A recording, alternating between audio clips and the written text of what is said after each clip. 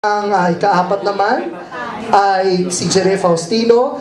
Bagamat lumaki siya malapit sa papanganib na daan ng Commonwealth, olat sa takbuhan at iba pang laro sa kalsada si Jeremiah Faustino, kaya siya ay nagpasakop sa ligaya ng pagsusulat, pagpipinta, pagbabasa ng comics at paglalaro ng board games. Nagtapos siya ng computer science at sa kasalukuyan ay walang trabaho.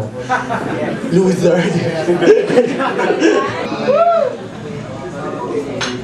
Portrait. Natutuyo ang iyong mga bisngi habang lumilipas sa mga araw. Unti-unting tumitigas ang paleta ko ng dilaw at pula at nagiging reliebe.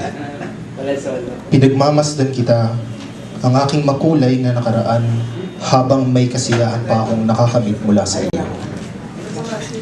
Maingat kong hinihipa ng mga alikabok na dumadapos sa iyong mukha upang manatiling malinis itong matitirang alaala ko sa iyo. Sa ganitong paraan, muli kitang iniibig. Muli kitang nakikilala.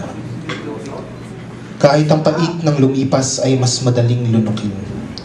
Sa aking pagtunganga sa harap ng iyong larawan, nagpapanggap ako na ito ang una kong pagkakakita sa iyo. Kapag natapos na akong maghintay, ilalako na kita upang pawiin ang pagkalam ng aking sikmura. Ngunit hindi ako mapapanatag at ilalarawan ko muli ang isa na namang masayang alaala.